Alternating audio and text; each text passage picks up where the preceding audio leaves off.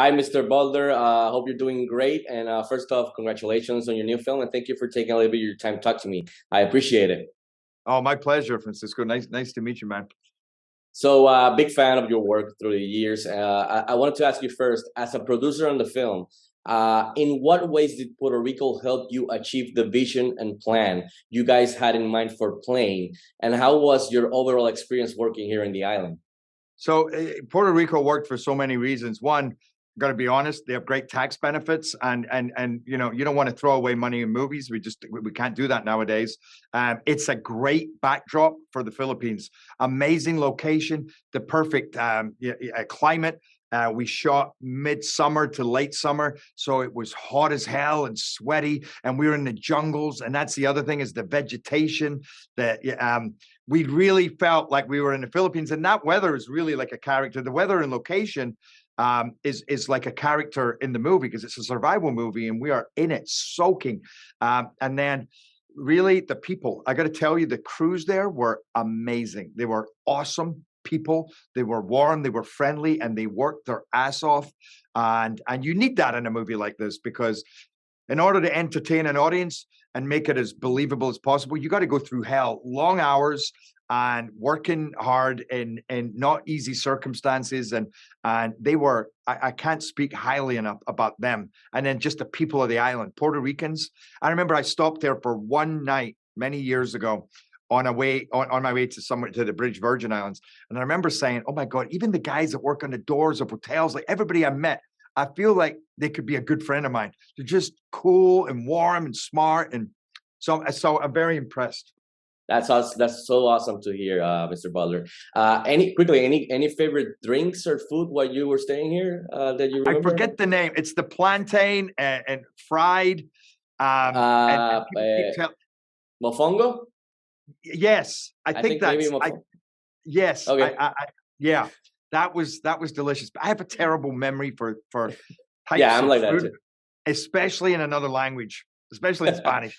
I hear it and it goes in one ear and out the other. But I definitely tasted a lot of the local food and it was delicious.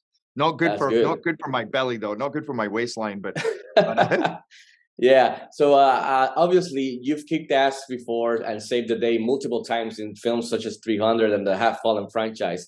But one of the things I really enjoyed about playing was watching you play somebody normal, a commercial pilot who hasn't had any type of military or survival experience or training. So I wanted to ask you, as an actor, how fun was it to play this character, and what type of preparation did you undertake to portray a commercial pilot? So I did a lot of training in simulators and small planes, but especially the simulator flying a 737, going through all the maneuvers that we have to go through because what these pilots have to do to land this plane, myself and Yusan An, is insane. They've got to think inside the box, outside the box. We're flying all over. We're down at 100 feet over the ocean. We're over an island. We're back over the ocean. I mean, and also knowing how the plane works. There's so many buttons. There's so many things, and feeling like that I wasn't just sitting there knowing that I have to touch this, then I have to touch this, that I really understood how it worked and that I felt comfortable because that's a big part of this movie. If the audience really believe, oh, wow, I'm with these pilots, I'm going through it with them, and I'm with these passengers, then you can't ask for more than that. And that first act, which is pretty much all this going through the storm, is just such a white knuckle roller coaster experience. But a lot of it is because it's so intimate as well. You're really with the passengers and their abject fear, and the editing and the slick effects, and just watching these, as you say, real people. You know, they're just regular people in extraordinary circumstances. Especially that happens when we get to the island because that's a whole other world of crisis management that we have to deal with.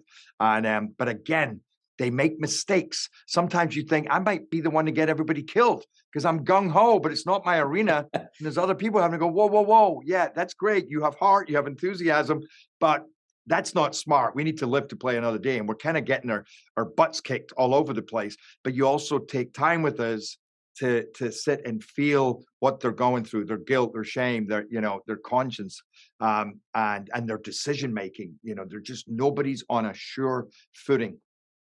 I definitely enjoyed that and showed on screen. So before wrapping up really quickly, I wanted to ask, one of the other things I really enjoyed of the film is that it kind of has this cool throwback vibe of the 90s thriller action films. So I wanted to ask you quickly, was this something that attracted you to the project from the get-go, or did it develop through the process of shooting the film? Well, no, the movie itself always had a feeling of a 90s action movie again, where the John McClane, the diehards, the Bruce Willises, the Harrison Fords.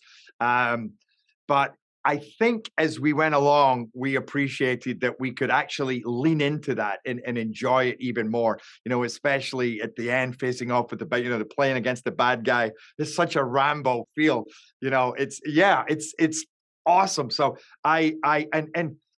to be honest, I feel these movies need to be supported, because otherwise and I love superhero movies, but there's a chance we're only going to be left with superhero movies, Star Wars and Avatar at the cinema. And they've been a bit of a dying breed, and it's fun to reinvent them. And I feel like that's been a lot of what we've read from reviewers is we need more of these movies, because they're actually, when they work, they're awesome. And I think Plane works.